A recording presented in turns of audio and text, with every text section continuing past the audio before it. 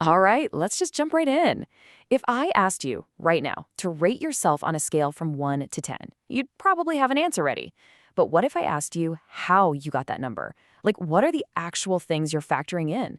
For most of us, that's where it gets fuzzy. And, that lack of clarity, it can lead to some seriously confusing moments in the dating world. I mean, have you ever been there? You're talking to someone, you think things are going great, the vibe feels real, and then poof, it's just gone. One minute they're totally into you, the next it's like a switch flipped and they couldn't be less interested. Well, there's a whole theory that claims to explain exactly why this happens. And it all started with one guy's personal, kind of painful story. Can you imagine hearing that? Those exact words. That is the unforgettable rejection that sparked this entire way of thinking. It was a moment that totally flipped one person's understanding of attraction on its head, and it's really the key to the whole framework we're about to break down. Okay, so picture this. We're back in high school. The author of this theory, he's on the basketball team. Now, he's quick to admit he wasn't some star player. He spent most of his time on the bench. But just being on that varsity team made him a big man on campus. He had status. And he even found out through a friend that a cheerleader had a massive crush on him. So, he'd see her in the halls, he'd wave, she'd smile back. All the signs were there, but he was busy, worried about his grades, and he made what seemed like a totally logical call. He quit the team to hit the books. A few days later, he sees the cheerleader, walks up all confident, and asks her out. And that's when he gets hit with that brutal line. The interest wasn't just gone, it had totally evaporated. But why? Well, that's when he realized he'd been looking at the whole thing wrong. See, he thought she liked him, the person. But from her point of view, something absolutely crucial had changed about him. And this realization led him to develop a concept he calls sexual market value, or SMV for short. It's his answer for why her attraction just vanished overnight. So what is SMV exactly? The theory defines it as your 1 to 10 rating of desirability, but here's the really important part. It's not some universal score.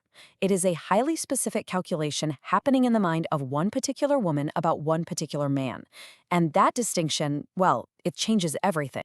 Now, according to this theory, there are a few ground rules. First off, it's not a judgment of you as a person, of your character or your morals. It's purely a rating of desirability. Second, it's calculated entirely from the female perspective. And because of that, it's also incredibly subjective. You could have 5 different women look at the exact same guy, and chances are they'd all come up with 5 different scores. So if this isn't just a simple gut feeling, then what is it? Well, the theory says this rating is actually the output of a pretty complex mental algorithm, and that algorithm is based on a total of 11 distinct variables. And get this, those 11 variables aren't all about the guy. The model actually breaks it down into 2 parts. The man brings 6 of those variables to the table, but the woman, she brings 5 of her own variables into the calculation. So to really get the final score, you gotta understand both sides of the equation. Okay, so let's dig into the man's side first. What are the 6 factors that he contributes to his own score? Some of these are going to sound pretty familiar, but I bet a couple of them might actually surprise you. And before we even list them out, this model suggests that one of these 6 variables is so incredibly powerful, it basically acts like a cheat code, a shortcut to seriously boosting your SMV. All right, here we go, the 6 factors from the man's side. First up is that cheat code. Pre-selection.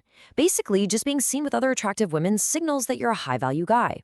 Number 2 is looks, and this is the whole package: your height, your voice, your style, even how you smell. Third is wealth, but with a catch. It has to be displayed through things like nice clothes or VIP access. Fourth is status, which could be local, like being the guitarist in a popular band, or it could be general, like being a famous celebrity. Fifth is your behavior, how you act and carry yourself. And finally, number 6 is game or riz. This is your charisma, and it's unique because it's also what helps you manage the relationship after the initial attraction is there. So those are the man's 6 variables. But remember, that is only half the story. To get the whole picture, we need to look at the 5 variables the woman brings to the table. Think of these as the filters she's using to evaluate the man's 6 variables. So what are her 5? Well, first is other women's approval, which you'll notice ties right back to pre-selection. The opinions of her friends really matter. Second, you have biological factors, like her age and what phase of life she's in. Is she in her party years or a later security-seeking phase? The model says her priorities will shift. Third, even her ovulatory cycle can temporarily make her prefer different traits. Fourth is her cultural conditioning, her upbringing, her values, what she's been taught is attractive. And last but not least, of course, are her own unique personal preferences, the little quirks that just make her her. Now, when you look at that list, most of those things seem completely out of a guy's control, right? I mean, you can't change her age or her cultural background, but this is exactly where the theory shifts from just analyzing attraction to actually creating a strategy for it. And here's the crucial idea. The framework argues that an amateur just accepts whatever variables a woman has and basically hopes for the best. A pro, on the other hand, understands that you can select for the variables you're looking for by choosing the right environment, the right venue. This kind of strategic thinking is what the author calls the social tactician's playbook. It's all about consciously and deliberately putting yourself in situations where the odds are already stacked in your favor. And honestly, this is the perfect example.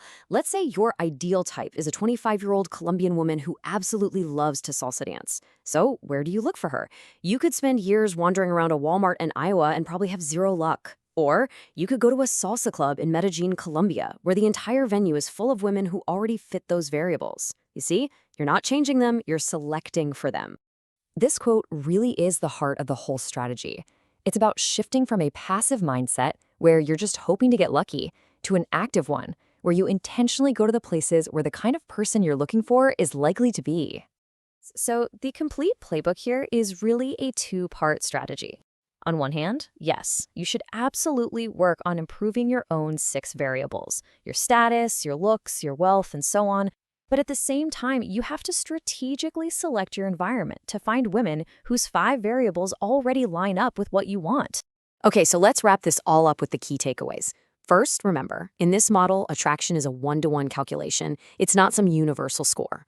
Second, a huge piece of that calculation is social proof. Women are influenced by what other women want. That makes pre-selection your most powerful tool, your cheat code. And finally, the ultimate goal is to take this knowledge and integrate it into your big life decisions so you understand how the choices you make are affecting these variables.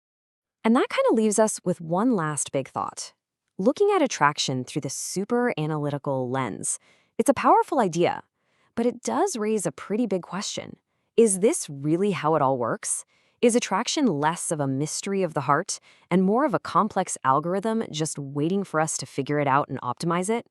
It is definitely something to think about.